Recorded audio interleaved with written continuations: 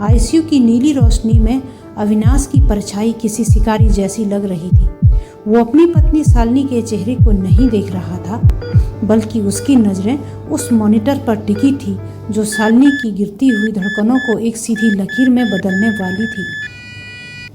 अविनाश और शालिनी की शादी को 7 साल हो चुके थे। शहर के पॉश इलाके में उनका आलीशान बंगला और बाहर खड़ी महंगी गाड़ियां देखकर कोई भी कह देता कि वो बहुत खुशकिस्मत हैं। अविनाश एक बड़ी लॉजिस्टिक कंपनी में मैनेजर था, लेकिन उसकी असल ज़िंदगी सट्टे के अंधेरे बाजार में डूबी हुई थी।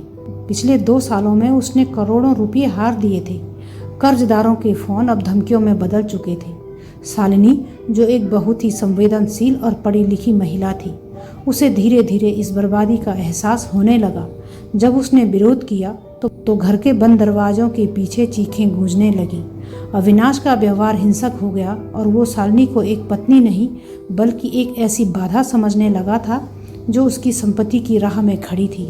उसने एक खौफनाक योजना बनाई। उसने शालिनी के नाम पर 50 लाख रुपए का एक्सीडेंटल लाइफ इंश्योरेंस कराया और उसने शालिनी से उन कागजात पर यह कहकर साइन करवा लिए कि ये घर के रेनोवेशन के पेपर्स हैं। बरसात की एक ठंडी रात थी। अविनाश ने जानबूझकर शहर से दूर एक सुनसान हाईवे चुना। वो कार तेज चला रहा था। शालिनी घबराई हुई थी। अविनाश, गाड़ी धीरे चलाओ, सामने कुछ दिख नहीं रहा है। अविनाश ने कोई जवाब नहीं दिया। उसने देखा कि सामने से एक भारी ट्रक आ रहा है। जैसे ही ट्रक करीब आया, अविनाश ने अपनी सीट बेल्ट खोली और स्टीयरिंग को एक तरफ झटके से घुमा दिया। एक जोरदार टक्कर हुई। कार के परखच्चे उड़ गई। अविनाश को एयरबैग ने बचा दिया, लेकिन बगल की सीट पर बैठी शालिनी का सिर डैशबोर्ड से टकरा गया और वो लहूलुहान होकर बेहोश हो गई।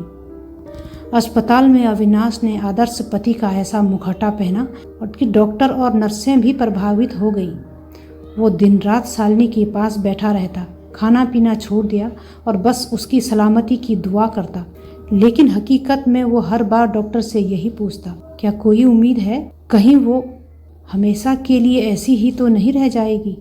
उसका असली मतलब था कि क्या वो मरने वाली है?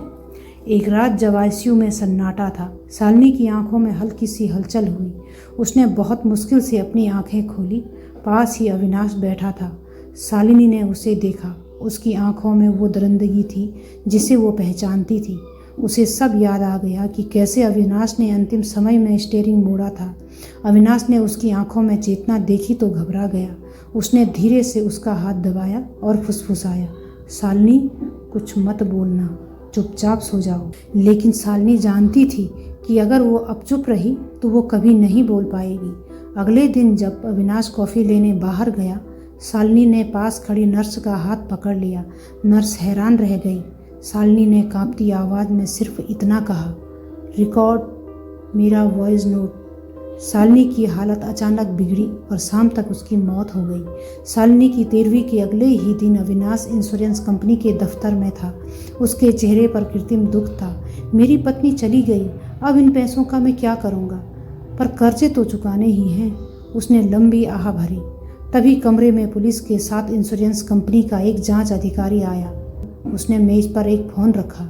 मिस्टर अविनाश, शालिनी जी ने अपनी मौत के कुछ घंटे पहले नर्स के फ़ोन में एक संदेश रिकॉर्ड करवाया था। शायद आप उसे सुनना चाहें। रिकॉर्डिंग चालू हुई। शालिनी की टूटती हुई आवाज़ कमरे में गूंजने लगी। अविनाश, मुझे पता है तुम सुन रहे हो। तुमने मुझे सिर्फ एक पॉलिसी समझा। जिस रात एक्सीडेंट हुआ, तुमने अपनी सीट बेल्ट पहले ही खोल ली थी। तुमने मुझे मारने की कोशिश की, लेकिन तुमने एक गलती कर दी। तुमने जो इंश्योरेंस के कागज मुझसे साइन करवाए थे, उसके बीच मैंने एक छोटा सा नोट चिपका दिया था जिसमें तुम्हारे सट्टे के धंधे और मुझे पीटने के सबूत थे। वो कागज अब पुलिस के पास है। अविनाश का चेहरा सफ़ेद पड़ गया। उसने भागने की कोशिश की, लेकिन पुलिस ने उसे दबोच लिया। शालिनी की मौत का मुआवजा अविनाश को नहीं मिला। वो रकम एक ट्रस्ट को दे दी गई जो घरेलू हिंसा की शिकार महिलाओं की मदद करता है। अविनाश को ताउम्र जेल की सज़ा हुई।